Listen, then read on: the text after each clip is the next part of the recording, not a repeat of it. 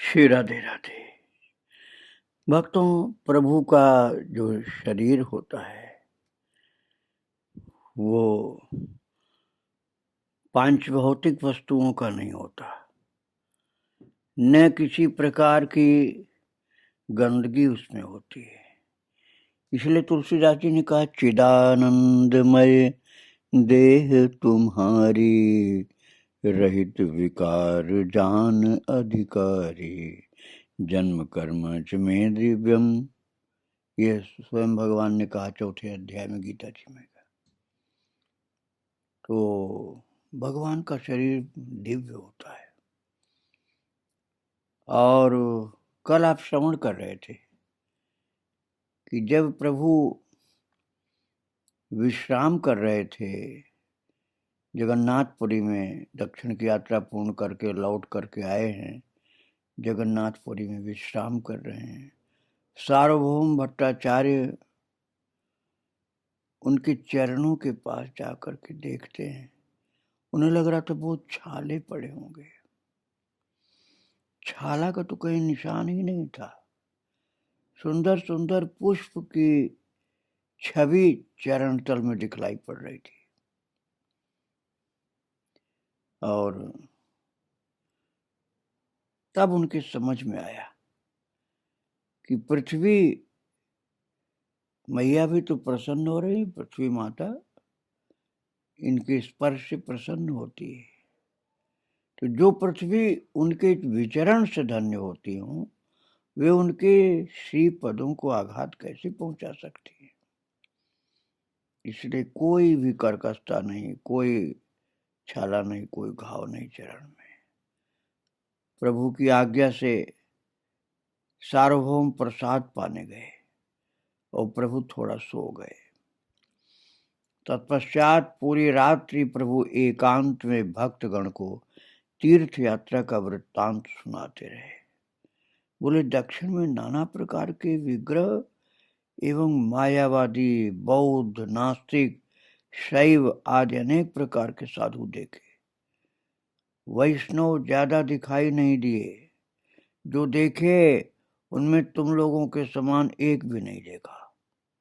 हाँ, एकमात्र रामानंद राय ने मुझे बहुत सुख प्रदान किया। उनके समान रसिक भक्त मैंने और नहीं देखा पूरी 2 साल की यात्रा में। सार्वभौम तुरंत बोले, तभी तो मैंने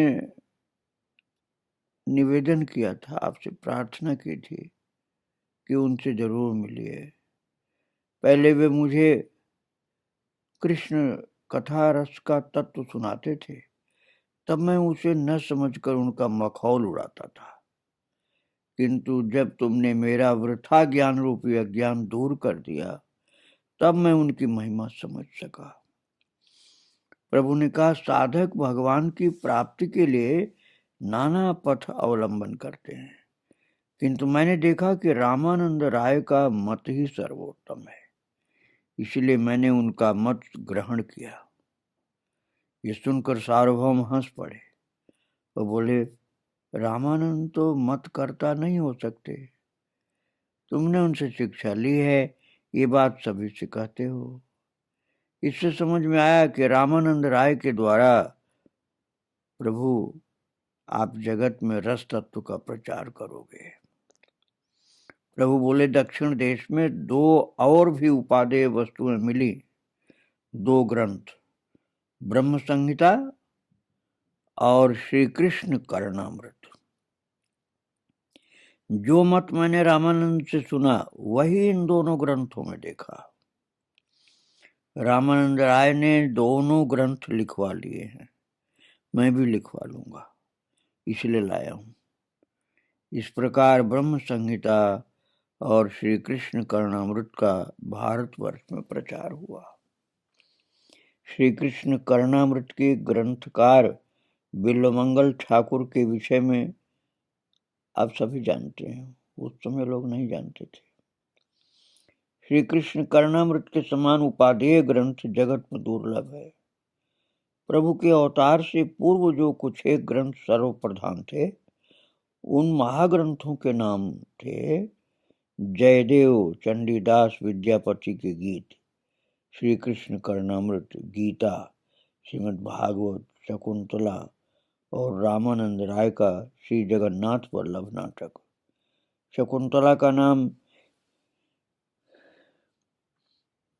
जो रसिक भक्त है ना, वे इसकी चर्चा ज्यादा नहीं करते हैं, उसमें कृष्ण लीला का ही आस्वादन किया करते हैं बस। अगले दिन प्रातः सार्वभौम प्रभु को श्री जगन्नाथ दर्शन कराते हुए काशी मिश्र के आवास पर ले गए। वहां काशी मिश्र गले से वस्त्र लपेटे खड़े हुए थे। ये घर इस प्रकार से मनोमत था। इसके कुछ कमरों को मिश्र महाशय ने संस्कार करा और धुलवा करके रखा था। प्रभु के आते ही काशी मिश्र उनके चरणों में पड़कर बोले, प्रभु मेरे इस घर को ग्रहण कीजिए और साथ ही मुझे भी ग्रहण करना होगा। काशी मिश्र महाराज के गुरु हैं। जब महाराजा जो पुरी आगमन करते हैं तब वे काशी मिश्र को भोजन करा, उनकी पद सेवा कर और उन्हें सुलाकर स्वयं भोजन और आराम करते। काशी मिश्र प्रभु के चरणों में पड़े। तब सार्वभौम उनका परिचय देकर बोले, तुम्हारे रहने के लिए महाराजा ने यह आवास तय किया है। प्रेम से बोले ना, जैसे भगवान से आप जल्दी नहीं भक्त कहते हैं। त्वमेव माता च पिता त्वमेव मतलब तुम भगवान को तुम कहा जाता, आप नहीं कहा जाता। तुम मतलब बहुत ज्यादा प्रेम, आप में थोड़ा सा दूरी हो जाती। तो इसलिए अब महाराज जो भगवान को भगवान जान गया है वो तो प्यार की अधिकता से तुम ही कहता है। और सार्वभौम इसीलिए परिचय देकर बोले कि महाप्रभु से कि तुम्हारे रहने के लिए महाराजा ने यह आवास तय किया है, ये तुम्हारे योग्य है, इसमें कोई संदेह नहीं। अब इसे ग्रहण करो। ये काशी मिश्र और हम सभी की नितांत वासना है, बहुत अंदर की इच्छा हम लोगों की कि आप इसको ग्रहण कर लो। प्रभु ने काशी मिश्र को उठाकर आलिंगन किया और कहा, ये देह तुम लोगों की है, तुम लोग जो कहोगे वही मेरा कर्तव्य है। प्रभु का आलिंगन पाते ही काशी मिश्र भाव विह्वल हो गए। उन्होंने देखा कि प्रभु शंख चक्र गदा पद्मधारी हैं और तभी हमेशा के लिए वो प्रभु के हो गए। प्रभु ने दर्शन करा दिया, अपने वास्तविक रूप का, चतुर्भुज रूप का दर्शन करा दिया, शंख चक्र गदा पद्म धारण किए हुए। तो काशी मिश्र गुरु थे राजा के, लेकिन अब वो हमेशा के लिए भगवान के भक्त हो गए। प्रभु अपना वास स्थल देखकर संतुष्ट हुए। प्रभु के दक्षिण पार्श्व में सार्वभौम बैठ गए। तब श्री नीलाचलवासी भक्तगण एवं जगन्नाथ के सेवक प्रभु से मिलने आए। एक एक कर सब प्रभु को प्रणाम करने लगे। इस पर प्रभु भाव विभोर होकर के उठे। शास्त्रों के नियमानुसार सन्यासी सभी के लिए प्रणम्य है, वो किसी को भी प्रणाम नहीं करते हैं। अतः प्रभु ने उठकर के प्रत्येक को गाढ़ आलिंगन किया। जैसे ही कोई प्रणाम करता, सार्वभौम पास में खड़े होकर परिचय कराते। वे बता रहे हैं, ये परीक्षा महापात्र हैं, इनका नाम है परीक्षा महापात्र, श्री मंदिर के कर्ता। ये जनार्दन महापात्र श्री जगन्नाथ की अंतरंग सेवा करते हैं। ये कृष्णदास स्वर्ण बेट लेकर के जगन्नाथ के प्रहरी का कार्य करते हैं। ये सिखी माहिली कायस्थ और लेखनाधिकारी हैं। इनके दो भ्राता मुरारी और माधवी हैं। ये प्रद्युम्न मिश्र परम वैष्णव, ये प्रहरी राज महापात्र भागवतोत्तम। इस प्रकार सार्वभौम श्री जगन्नाथ के प्रधान सेवक गण को प्रभु से मिलवा रहे हैं। इसी समय महाराज के ब्राह्मण मंत्री चंदनेश्वर, मुरारी और हंसेश्वर आए। यद्यपि ये राजपात्र थे तथापि महान भक्त थे। इन लोगों ने आकर प्रभु को प्रणाम किया। तो सार्वभौम जी ने इनका भी परिचय बताया।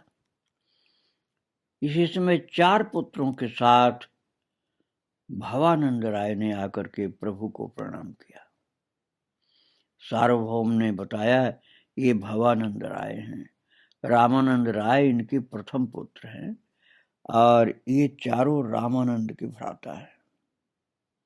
ये सुनकर प्रभु ने महाआनंदित होकर के वृद्ध भवानंद राय को गाढ़ आलिंगन प्रदान किया। उन्होंने कहा, तुम रामानंद के पिता हो। तुम्हारे समान भाग्यवान तीनों लोक में और कोई नहीं। रामानंद जिनके पुत्र हों उनको क्या भाव है। भवानंद राय ने तब हाथ जोड़कर कहा, मैं बहुत छोटी जाति का हूं, विषयी और अधम हूं। मुझे तुमने स्पर्श किया ये केवल इसलिए कि तुम महान हो, भगवान हो। तुम्हारे लिए छोटे बड़े सब समान हैं। महाराज, इस प्रकार भवानंद राय ने अपने पुत्र वाणीनाथ पट्टनायक को प्रभु के पास छोड़ दिया।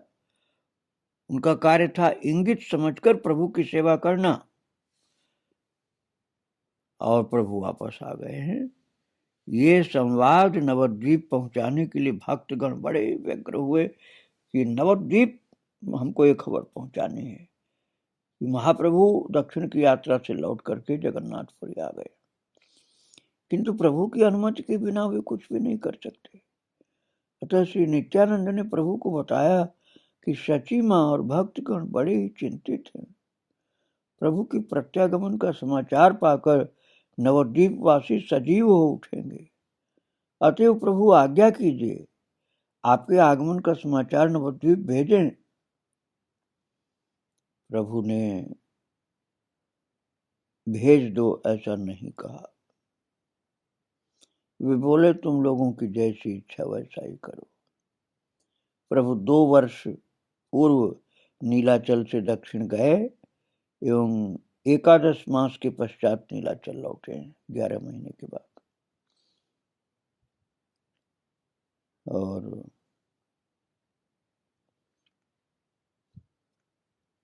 ये संवाद नवद्वीप के लोगों को चैत्र मास में प्राप्त हुआ। तो 2 वर्ष तो यात्रा की और उसके बाद 11 महीना और लग गया ये खबर पहुंचने में वहां।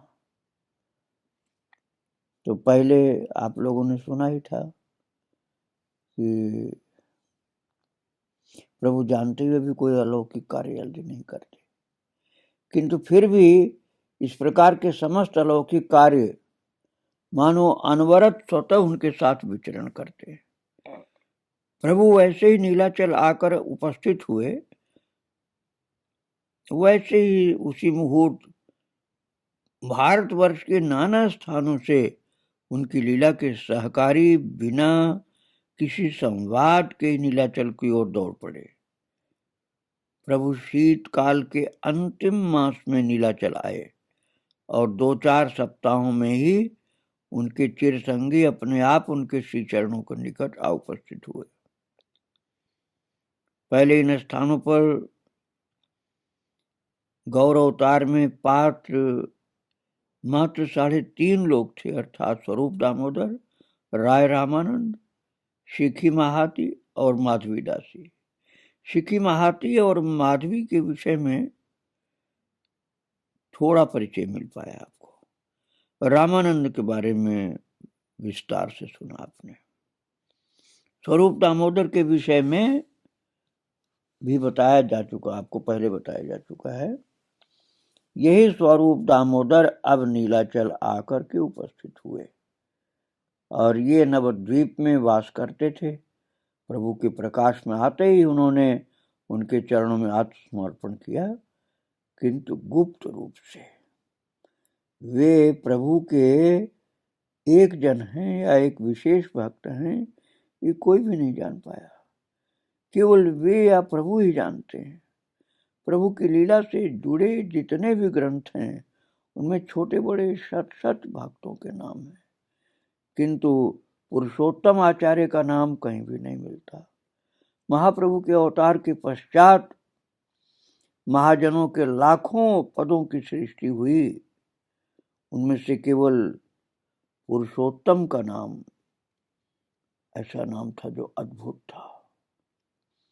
चैतन्य चरितामृत ग्रंथकार ने पुरुषोत्तम आचार्य अर्थात स्वरूप दामोदर के संबंध में वर्णन किया है। भक्तों, पुरुषोत्तम आचार्य नवद्वीप में गुप्त रूप से वास करते, अंतरंग सेवा करते, भक्ति रस लेकर के रहते, हो हल्ला से थोड़ा दूर भागते थे, एकांत में ज्यादा अच्छा उन्हें लगता था। इसलिए उनके महात्म को प्रभु के अतिरिक्त और प्राय कोई भी नहीं जानता था। पुरुषोत्तम प्रभु के द्वितीय स्वरूप थे। जब प्रभु ने संन्यास ग्रहण किया, तब उन्होंने प्रभु से नाराज होकर उनका त्याग कर, जहां प्रभु के नाम की गंध भी नहीं थी, जहां साधुगण भक्ति धर्म के विरोधी थे, वहां जाकर के संन्यास ग्रहण किया और तब उनका नाम हुआ स्वरूप दामोदर। वे स्वरूप प्रभु को पूर्ण ब्रह्म के रूप में जानते थे। इतना ही नहीं, प्रभु के तत्व को उन्होंने ही सर्वप्रथम प्रकाशित किया। किंतु प्रेम की शक्ति देखिए, अकहितो प्रेम की सूक्ष्म गति अनुभव कीजिए। पुरुषोत्तम प्रभु को पूर्ण ब्रह्म मानते थे, फिर भी उनसे नाराज होकर उन्हें त्याग कर चले गए, क्योंकि वो नहीं चाहते थे कि ये जंगल के कष्ट से संन्यास लें। इसलिए श्री कृष्ण के ऊपर राधा का प्रेम जनित मान असंभव नहीं, ये स्वरूप ने स्वयं करके दिखाया था। महाराज, स्वरूप ने अपना शेष जीवन नीलाचल में प्रभु के साथ वास करके बिताया।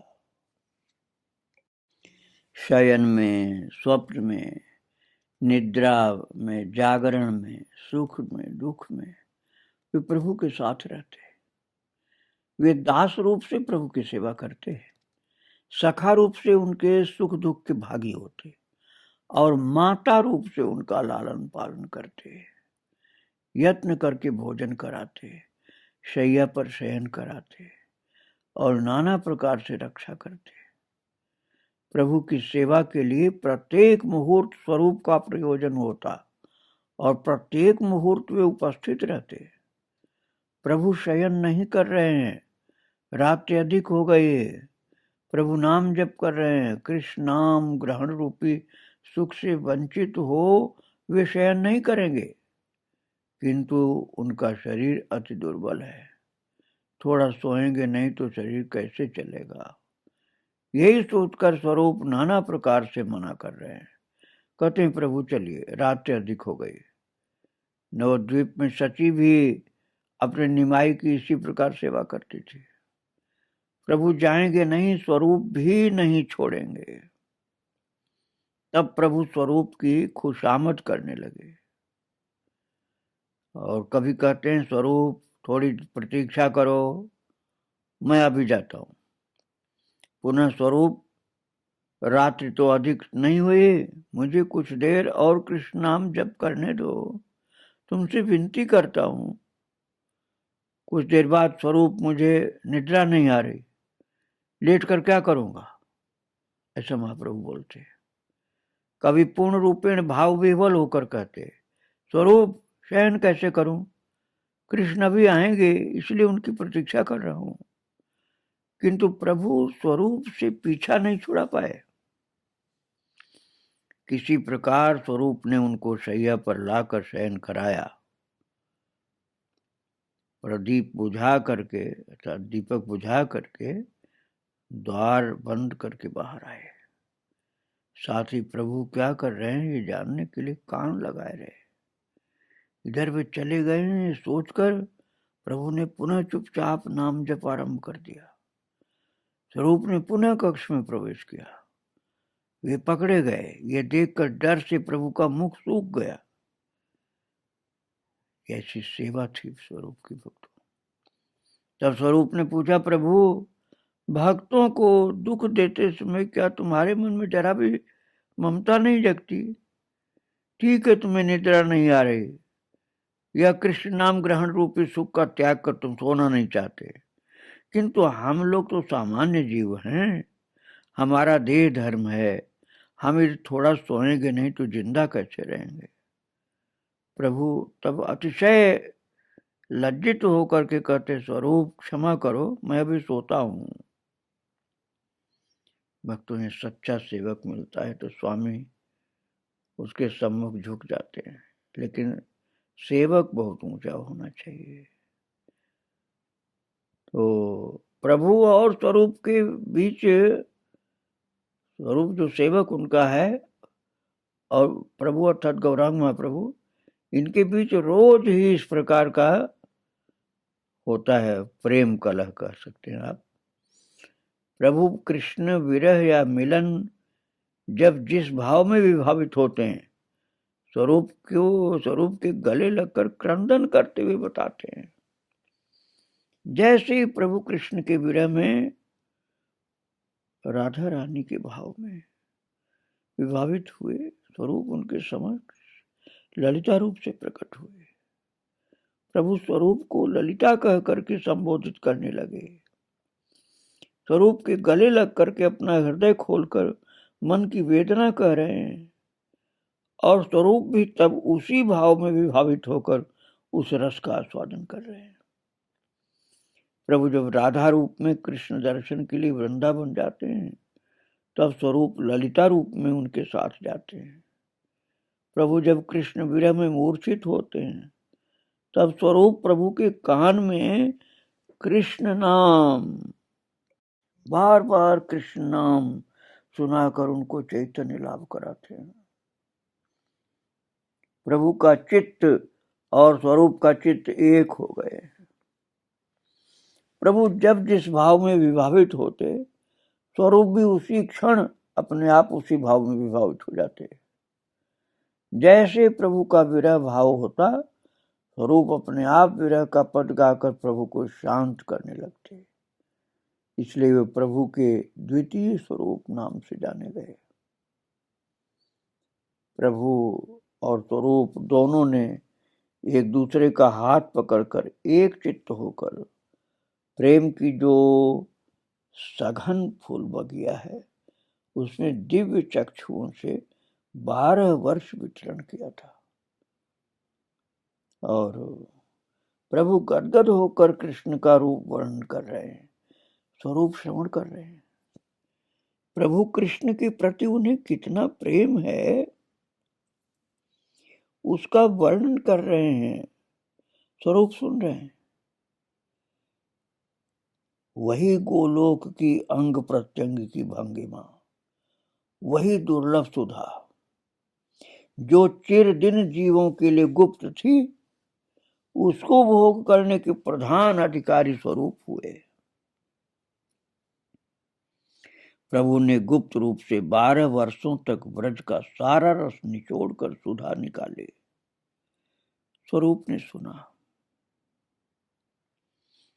ये सब वहीं समाप्त हो जाता तो प्रभु का अवतार वृथा हो जाता, किंतु स्वरूप ने उस सुधा को एक पात्र में रख लिया, जीवों के लिए सदा सदा को संचित कर लिया। यह अमृत क्या है? ब्रज का निगूढ़ रस। इस रस को निकालने में हमारे प्रभु जैसी शक्ति को 12 वर्ष लग गए महाराज। इस रस की चर्चा जनता के बीच में नहीं होती है, इसलिए प्रभु अपनी कुटिया में रात्रि को स्वरूप के गले लगकर उद्गार व्यक्त करते। और मैं आपको बता चुका, उसमें स्वरूप ललिता होते थे और महाप्रभु राधा रानी के स्वरूप, महाप्रभु राधा रानी होते और स्वरूप होते थे ललिता। स्वरूप ने इन समस्त भावों को अपने कर्चा में लिख कर रखा और संगीत द्वारा उनको जीवंत आकार दिया। स्वरूप संगीत में गंधर्व के समान थे। आज कीर्तन का जो स्वर सुनने में आता है, प्रभु की कृपा पाकर स्वरूप ने उसकी पुष्टि की, सृष्टि की। केवल स्वर ही नहीं, ताल भी। इस प्रकार 10 सहस्र पदों की रचना उन्होंने की बंगला में। यदि स्वरूप प्रभु के साथ अंतिम 12 वर्ष वास न करते तो प्रभु ने इतने दिन क्या किया कोई नहीं जान सकता था। महाराज, स्वरूप और महाप्रभु के विषय में आगे मैं आपको और सुनाऊंगा। आज महाप्रभु को और उनके भक्तों को बारंबार प्रणाम करके यही विराम दे रहा हूं। जय जय श्री राधे श्याम, जय जय श्री सीताराम। गौरांग महाप्रभु की जय, वृंदावन बिहारी लाल की जय, राधा रानी की जय। श्री राधे राधे।